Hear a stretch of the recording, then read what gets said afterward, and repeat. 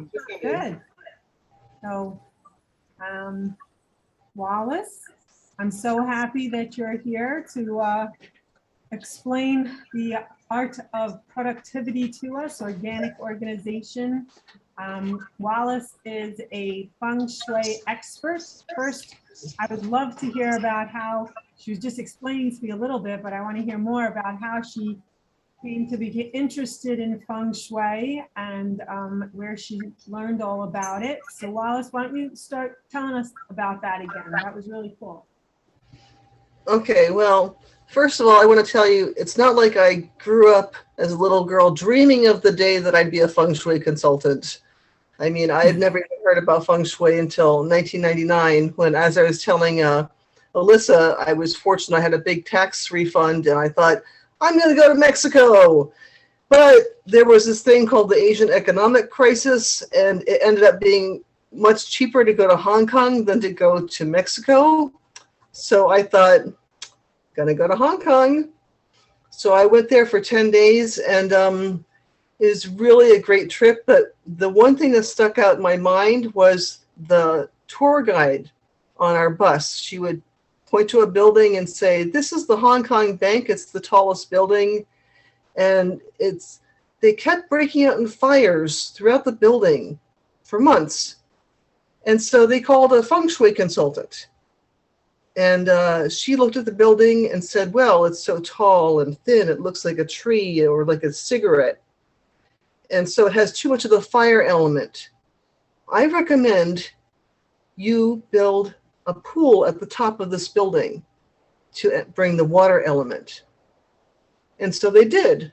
They built a pool at the top of this building, and they never had a fire in the building again. And so then we'd be driving along and we'd see another building. It would be like the governor's mansion. And she would explain that after they built that tall building, the Bank of Hong Kong, it was so much taller than it had been before. It was now taller, looming over the governor's mansion. And they kept having accidents. Car accident here, his daughter fell down the stairs and broke her leg there, another accident there. So they called him the Feng Shui practitioner.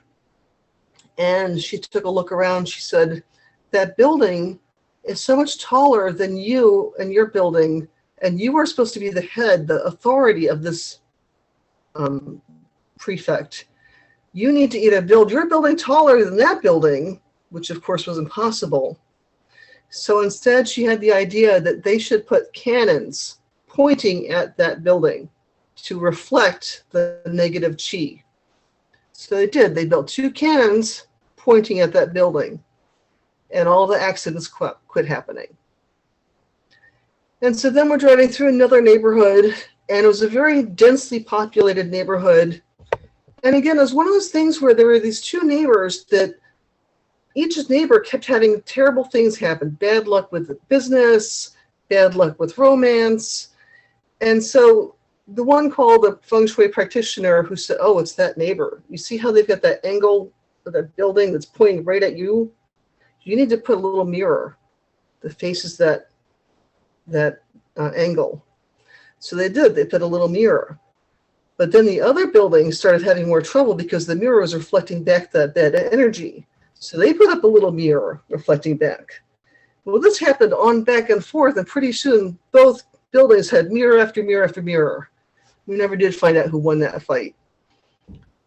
But after this trip to Hong Kong, I was just fascinated. I mean, building after building. And she even told us that Hong Kong is really wealthy. I mean, it was so wealthy that they don't even have a tax system because they make all their wealth through gambling and tourism and things like that. But China, just across the strait, is relatively poor. And in Hong Kong, they truly believe the reason why they are wealthy is because 95% of the people in Hong Kong practice Feng Shui. But in China, only 5% of the people practice Feng Shui. So I came home and I bought a book about Feng Shui called The Western Guide to Feng Shui, Room by Room by Tara Catherine Collins. And it was a really good book. And one of the first things she talks about is how you need to declutter your house, because clutter is stuck energy. So, we all know what things are. We need things. We need, something to hold our water in. We need paper, whatever. But that's not what clutter is. Clutter is, if you have something, if you own something, there should be like a cord from this object to your mind, back and forth, where it is to you, where you are. So you know where that object is in your mind to you. But nowadays we own literally tens of thousands of things per person. So it becomes a big tangled mess where things are in our house, and it becomes a sense of anxiety having this tangled mess. So one of the best things you can do is cut out most of the tangled mess. So that's what I'm going to help you do. So when I first read this book, I actually went through, I followed her advice. I got 4 boxes: throw away, keep, fix, and sell or something. And it took me 3 days. And I got rid of, those big black garbage bags, not the little white ones, the big black ones. 3 days, 36 of them I filled up. And I either donated them or I threw them away. I had a garage sale. I made $800. And it was like an epiphany. But the real surprise was about a week after the garage sale and all this stuff in my house, I got a call from someone who knew my husband and wanted to talk to him. And it was someone he used to know like a couple of years before. Said, you know what? I have a job opportunity that I think he's really perfect for. And so it was for double his income. Double his income just like that. So that was just perfect. And so that was how we started realizing that the part of the house I had decluttered was the career area of the house. And so that's that. So if we can see the next slide. I can't hear you.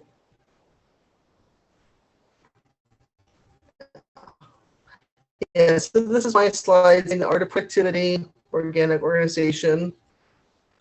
So here we're seeing the Bagua, which is the basis of all Feng Shui. Over 3,000 years ago, sage people in China and in the East noticed that different parts of the land were affected different parts of your own life in different ways. So the career area was the part of my house that I had decluttered, and also the wealth and prosperity area, which is the upper left corner, the purple area. And once I had decluttered those 2 areas, I made room for new stuff to come into our lives. So the new career and the new wealth associated with that career. So this is a good time to bring up what I also learned while studying Chinese Feng Shui, which is that there are 3 types of luck in Chinese philosophy. Heaven luck, which is what we'd call astrology. You really can't do much to affect that. That's just what you're born with. Man luck, that's the life you're born into. Your parents, their education you get. And then earth luck, that's Feng Shui, our balance with the natural world. And this is something we can do things about. So as we look around the Bagua, you can see that it affects different parts of our life. And it's also affected by different elements. As I mentioned earlier, the fire element, the wood element, the water element, earth element, and metal element. So I'll try to explain through some of my stories how being cluttered at different areas affects these areas, these guas. So I already mentioned the career and the wealth through my situation. I once had a client, a chiropractor, who was interested in growing her business. But she had a coworker that he kept saying he was going to retire, but he didn't retire. And he was kind of detrimental to the business. Anyway, so she brought me in, and I was looking around. Everything looked really great except everywhere that he worked, which was basically the helpful people in travel gua and the wealth and prosperity gua. So again, I said, you really have to clean up these two areas. And so she did. She was able to clean them up. And this often happens when I do a consultation where the person that was a detriment to the business said, you know what, I think I'm going to retire. And so he left. And helpful people in travel area is associated also with bringing the right people at the right time into your home or into your life. So just at that time that he was leaving, all at once, her landlord said, you know what, I'm not going to renew your lease. But I have a friend who has another lease available.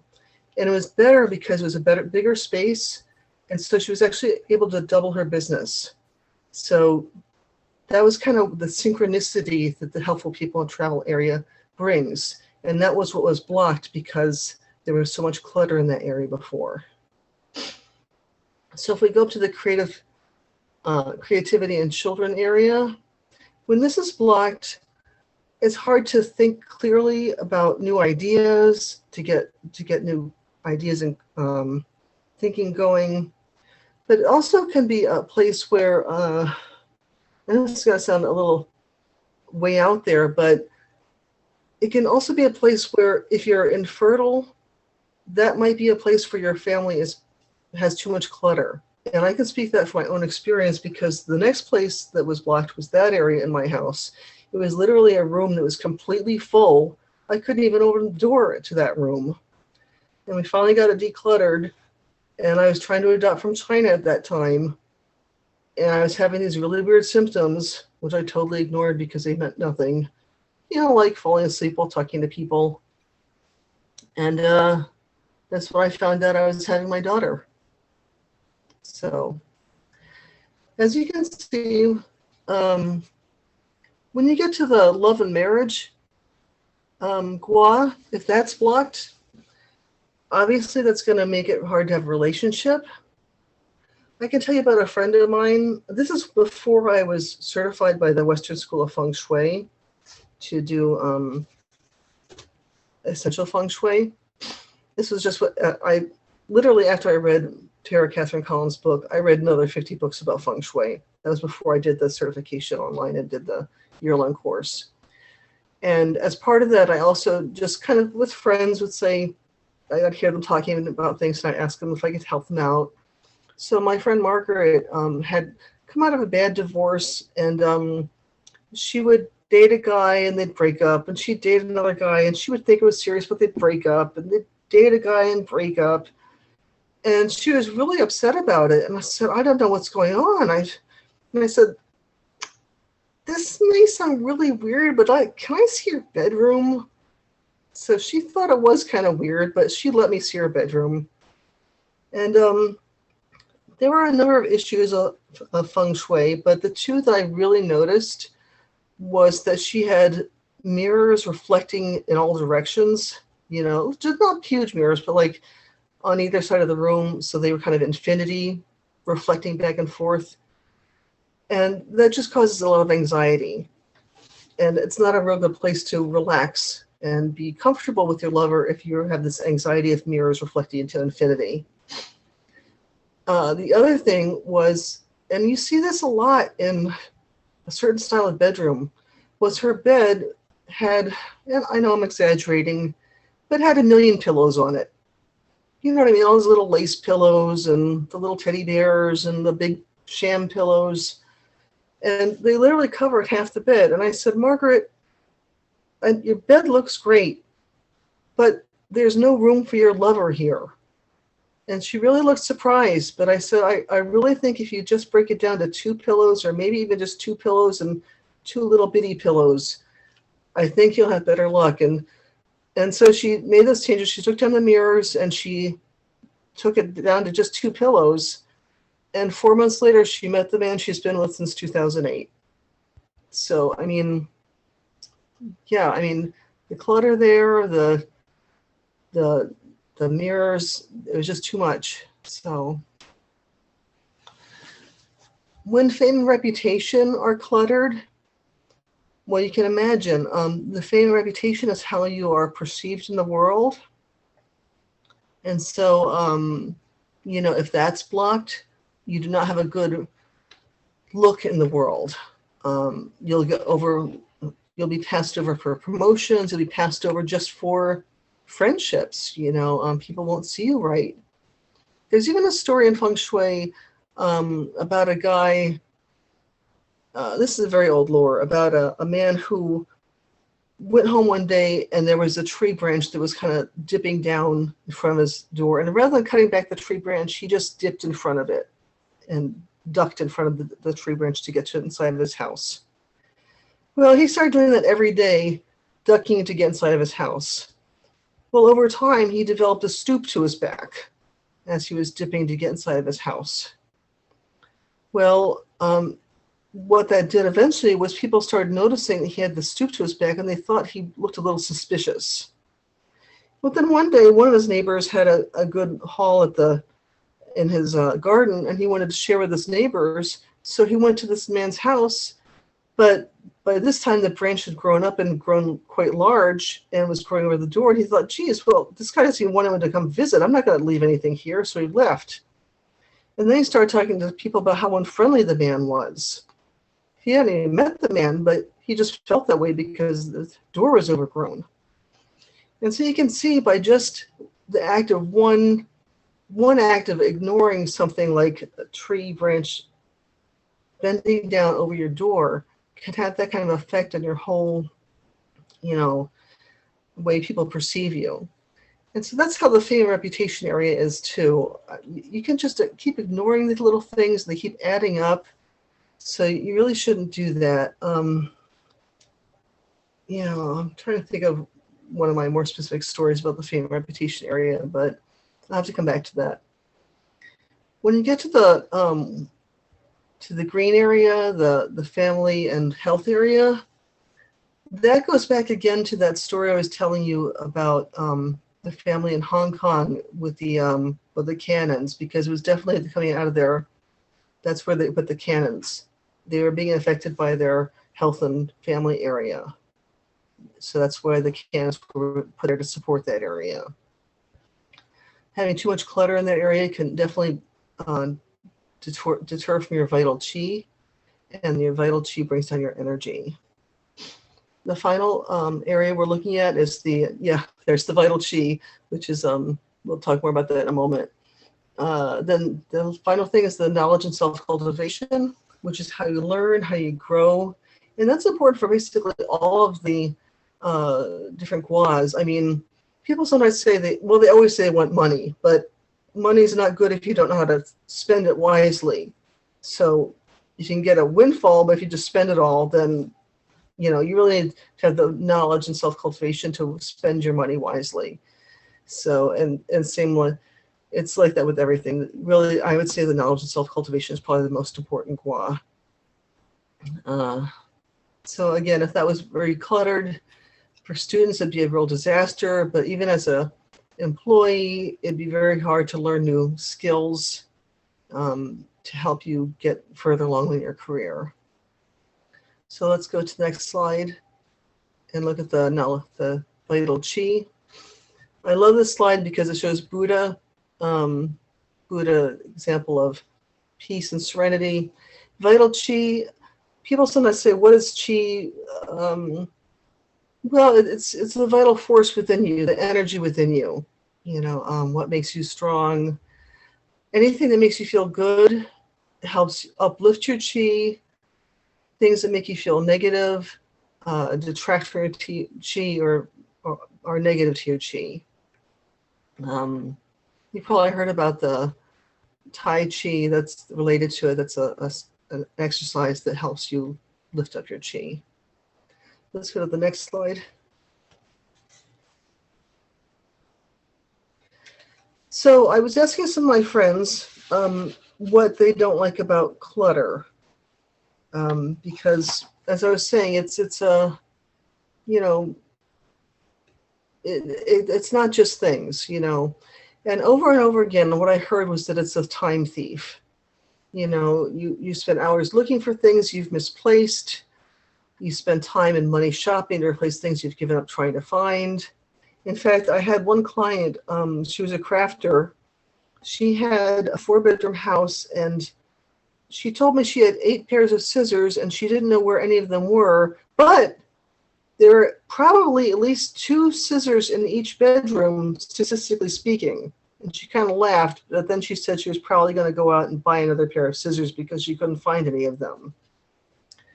And that's the kind of thing that clutter does to you, is you just waste all your time, waste all your money. You try to find that balance between, okay, I'm going to look for it because I know I've got it, and how long am I going to look before it's a waste of my time? I may as well just buy another one.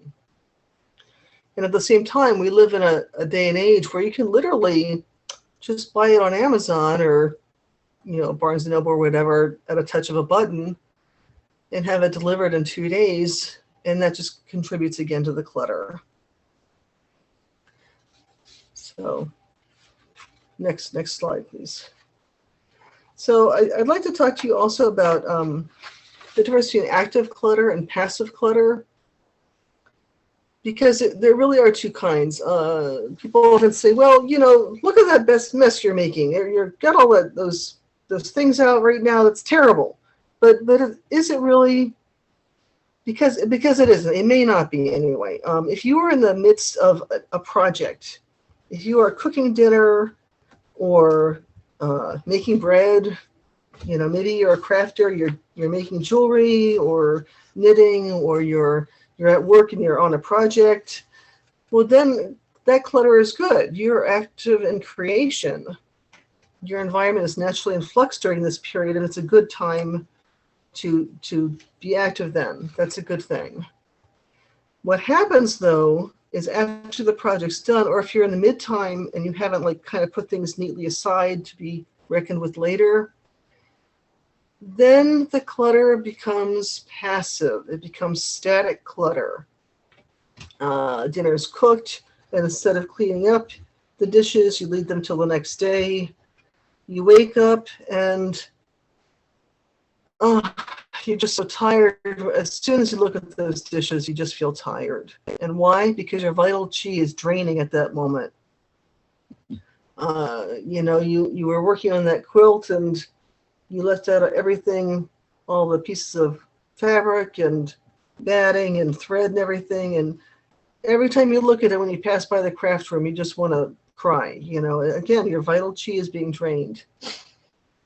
So if materials are not put away, they start reverting to that static clutter. And this happens with all unfinished projects. But there is some good news. All you really need to do is at least neaten things up, at least pick them up off the floor, because being on the floor is the lowest form. Lifting them off the floor would at least lift them up a little bit. But if you clean them up, then you would bring them back to good. Next slide, please.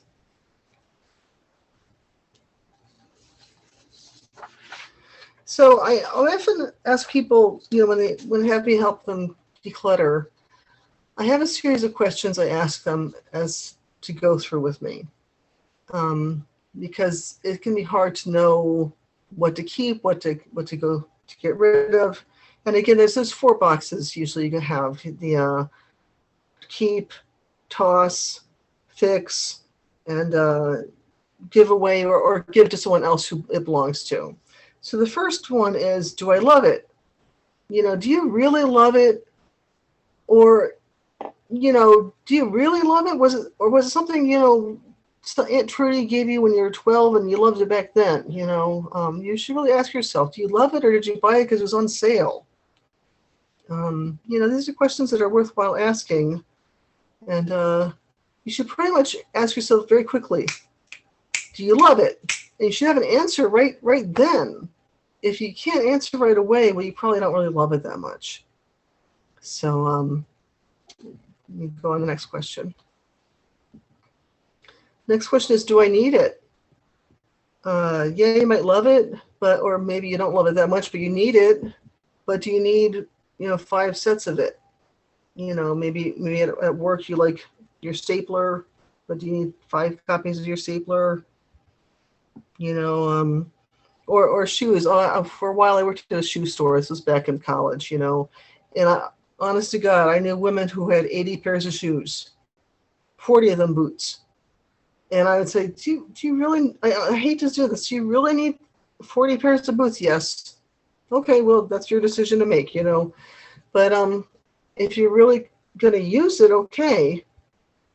And that's something to think about. What's your definition of using it? Is using it just looking at it? Okay, it's taking up space in your house. But one thing to think about then is how much are you paying for that real estate? If you're paying a mortgage, and I'll throw out numbers here. Say you're paying $1,000 a month for your mortgage, which is not realistic, and you've got a whole room for clothing and storage and stuff. How much of that mortgage is being paid just to store things? So, next slide, please. This next question to ask yourself is, does it support who I am now, not who I used to be? And I think this is a good question because a lot of us have or maybe all of us have a dream who I used to be and a dream of who I want to be inside of us. I tell people every time I look in the mirror, I'm surprised because I'm surprised I'm not thin. I still picture myself thin, although I haven't been thin in a long time, Other people, they still have this dream that someday they're going to be doing something or other, Well, okay, but does this object you have, does it support who you are right now? And maybe it should. Maybe you should love the person you are right now because you are lovable for who you are right now. You don't need to be anybody else. You can be who you are and be loved. So it's okay to get rid of that thing. So I like to keep this one too for things that people have gifted you, like your Aunt Beth, your cousin Beth gave you that sweater, and every time she comes over, she's like, "Where's the sweater?" Well, you don't really have to keep it just because someone wants you to keep it, Let's go to the next one. If it's broken, and if it's broken, will you fix it, and when will you fix it? I know I do this too. I have things that are broken that I really love and I want to fix. It's a good idea to put a date on when you're going to fix it and put it ready to go out the door so you're going to fix it. Because otherwise they start tending to turn into that static clutter I was talking about. So you really want to make sure it turns into the active clutter where it's right out the door or getting fixed. And so, and I really appreciate this slide that Alyssa made, the Japanese art of kintsugi, the golden repair, which shows that the fixed item is better than the previously unbroken item. So, yeah, it's okay if you have a broken item, just get it fixed and try to get it fixed right away.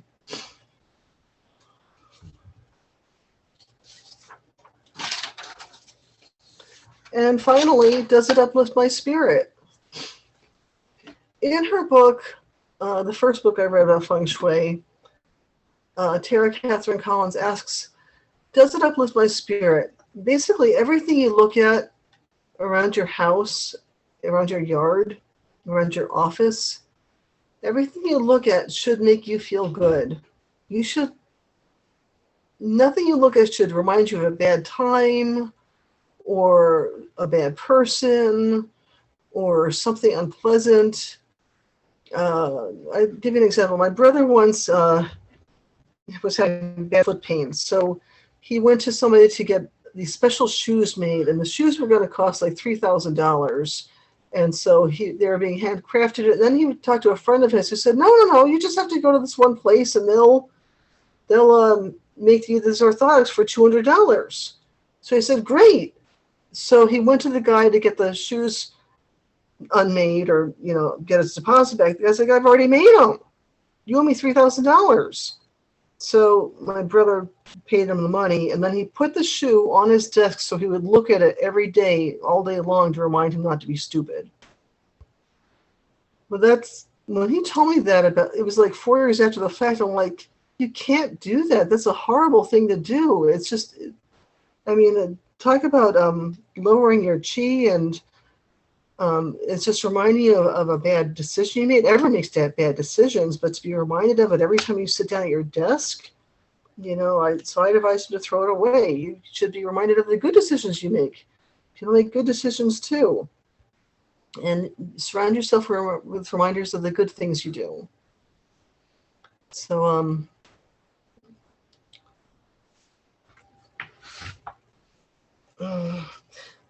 let's go to the next slide. Oh yeah. So after you've called out your things and you've got your things you've kept, the things you've tossed, the things you've sold or gotten rid of, maybe there were things you had to return to other people, and the things you were fixed got fixed. Then you've got to find a place for everything and put everything in its place. I think oftentimes you'll realize that things belonged in a different place than they were. That's sometimes why they were clutter. Like maybe you had art that was put away in boxes. Well, hang it up on your walls. Or maybe you had some knickknacks of your grandmother's you really did love. Then maybe they do belong out like on the countertop for you to see. That's a good use for that. And your handbags, maybe they didn't belong way on the other side of the house. They belong near your clothing, so you could use them more. That kind of thing. So that's a good idea to put everything in its place. If you need help, there's always professional organizers. But I think looking around, you'll probably make some good connections there.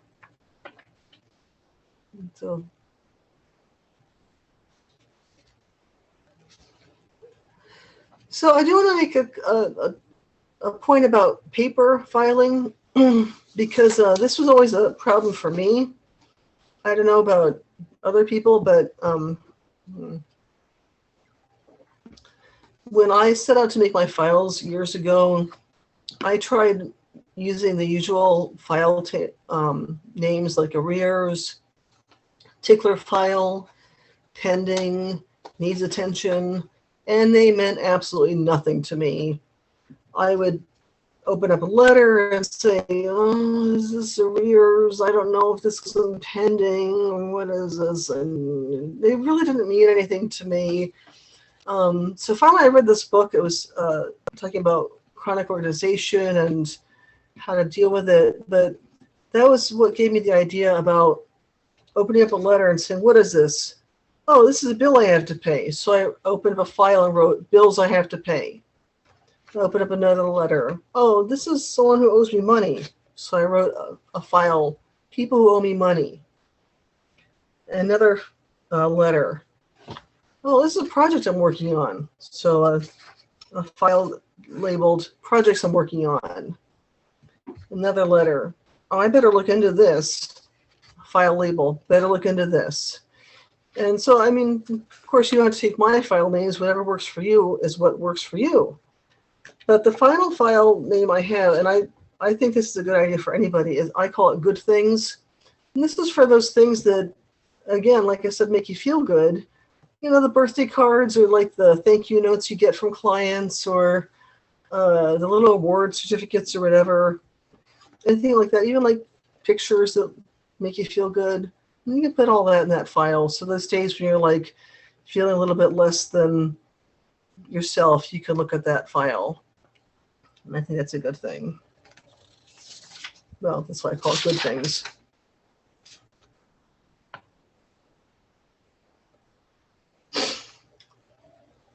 Oh, I did want to add one last thing. I'm sorry, before I go on about books. I don't have a picture for it, but since I was talking to the librarian, Library Society, I know, I think Marie Kondo has angered a lot of book lovers because she says things like, oh, you didn't read that book, you should just get rid of that book. But I have a different way of determining whether or not you should keep a book because I'm a book lover. I have about 600 books in my house. And that's a small estimate. It's probably a little more than that. If it's a rare book or an art book or a photography book that's out of print or hard to replace, if it's a cookbook you refer to even just once every couple months, or if it's a craft book or a pattern book, then yes, you should keep that kind of book. If it's a reference book you look to again and again, a language book, a history book, biography, genealogy, you might be able to look at that, you know, you might be able to look at that at the library over and over again. If it's a mystery, something like that, knowing the end ruins it, you probably don't have to keep that book. Okay, next file, please.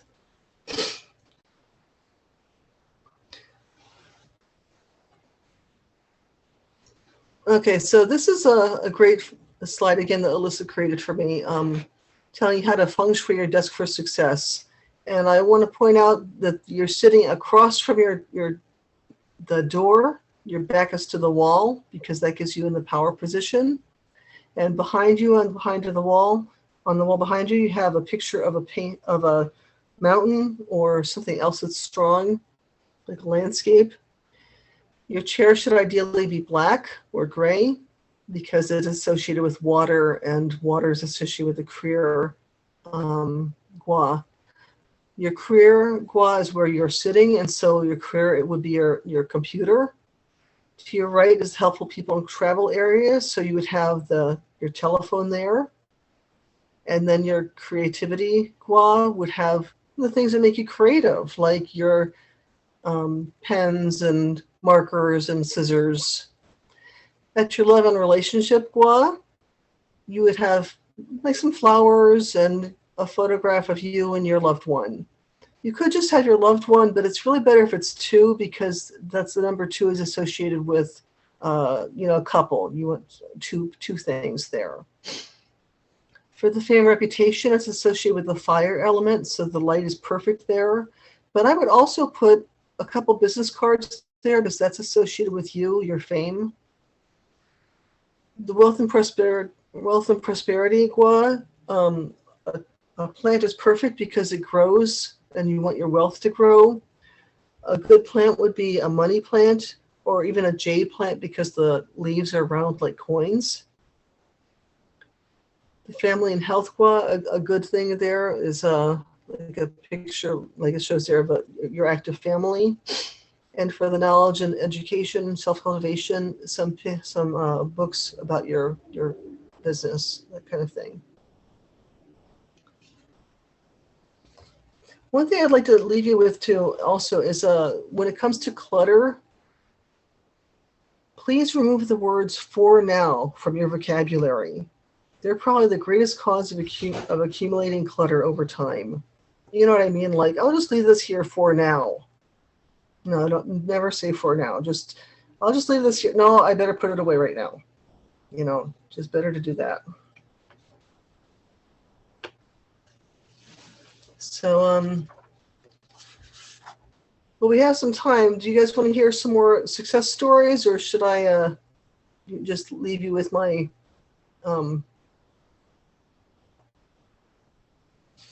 information to contact me?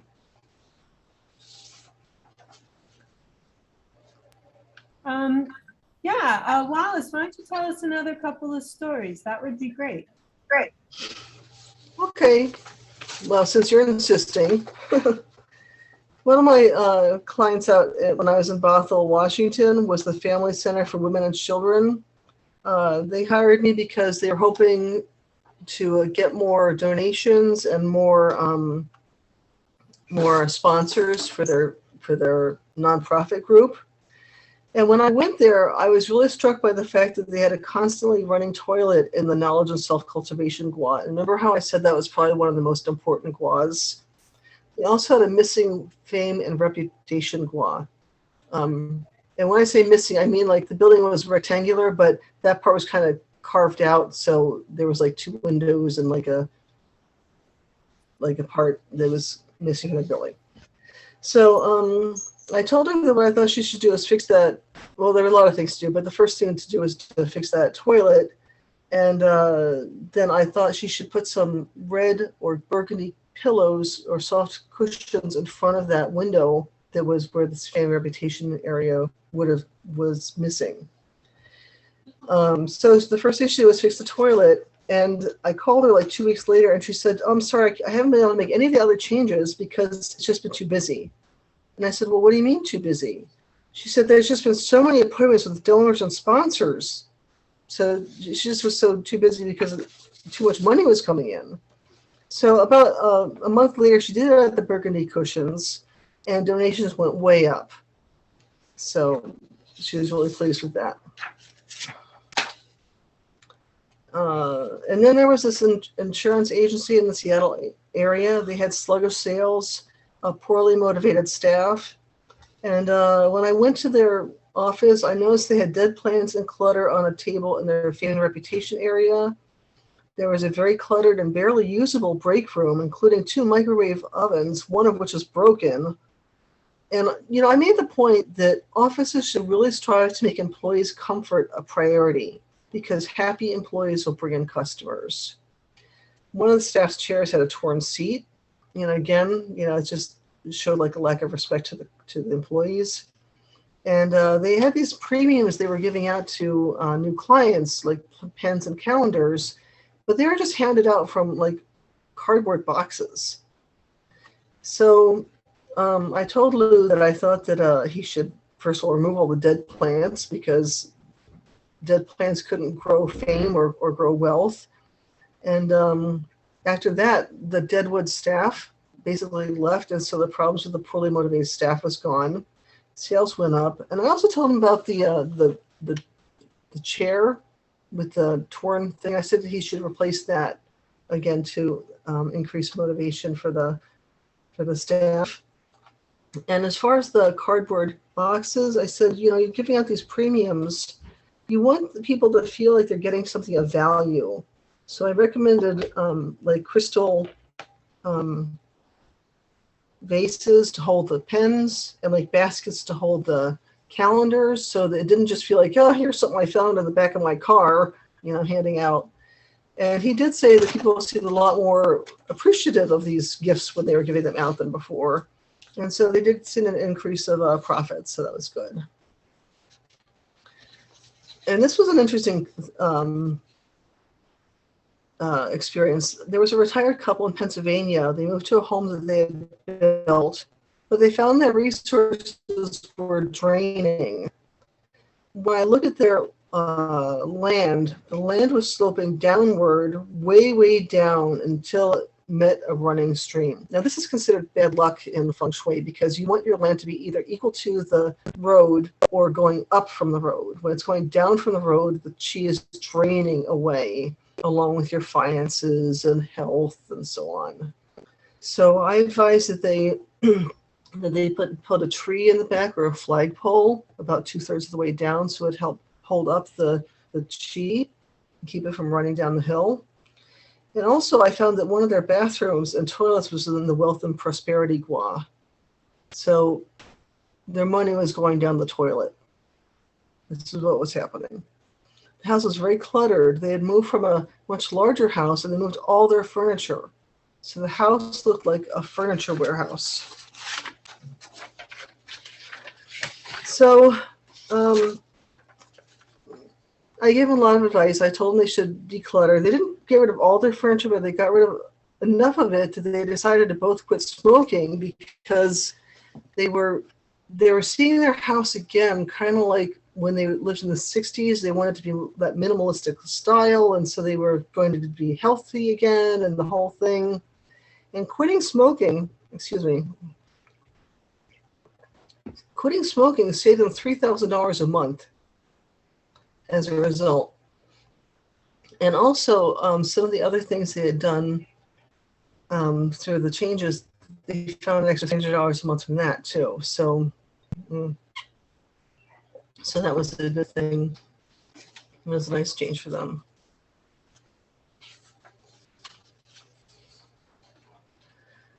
So Does anyone have any questions about these or?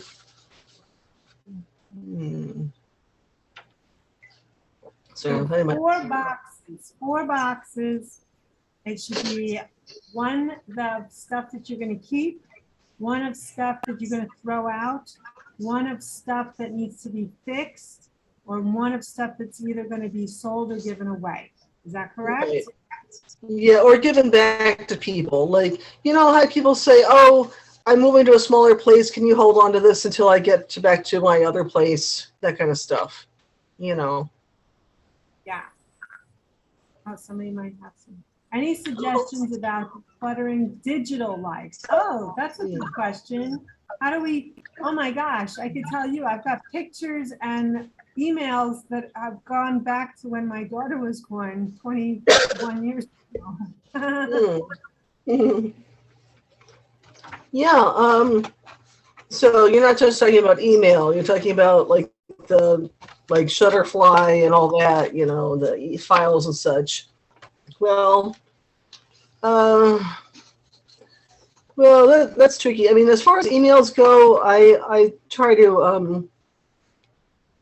have two emails to start. One is my email for my personal stuff, and one is my email that is my junk email. So like when people say, "Oh, you need an email to enter this company's raffle," or "You need an email for this newspaper," you know, I give them that email. So then I don't, check that because I don't care, So that's the one that has like 2,000 emails on it. And my personal email only has like 100 because it's what I care about. It's from, my day-to-day stuff. Yeah. I'm sorry if my throat's really dry. So that's the email. It's the easiest thing. Now, when it comes to like your photographs and such, that's a little tougher. I'm still working on that myself. I think I've kind of gotten down to going to, like, I have a Shutterfly account, and I think they have a way where you can kind of search for like people or by the year, and then like once a month I just go and I try to weed through that and get rid of duplicates. But that is one. My husband did organize our photos by year. That did seem to help. But you're right. I mean, with people can snap 100 pictures a day. I mean, it's like impossible to stay on top of filing all of your digital pictures, and you get so many emails a day, and I mean, it's overwhelming. I mean, here at the library, we do digital literacy. You get a lot of people that. The first thing I try to do is, if they have a Google account, I help them set up folders in their Google and put things in the folders. They don't realize that in their Google Drive that they can have folders and put things in those folders. Oh, somebody's not on mute. Or that's coming. Huh. No. So, yeah. I did see one person online say that you should take all these pictures and then upload them like to the cloud, and then upload them to like something like Shutterfly, but after you've weeded through them, and then delete them all from your camera or your phone or whatever that day. But he was a journalist, so it is time consuming. Yeah. My husband, everybody posts all their pictures on Facebook of going away for Labor Day weekend. My husband and I went away, and I'm so proud of myself. I didn't take one picture, so I didn't post anything. So stop feeling the need to advertise your life all over Facebook. Yeah, that's true. Yeah. Oh, so I did want to leave you with a couple quotes. This is Lisa Schultz from Lighter Living, Declutter, Organize, and Simplify. Clutter may rob us of the life we imagined or prevent us from creating a new vision for our future. And that's the thing I always tell people, is that when you get rid of things you don't need, you make room for things you do need and you do want. Then the next one I have is your home is living space, not storage space. My final one, I love this one, is Stephen Wright. You can't have everything. Where would you put it?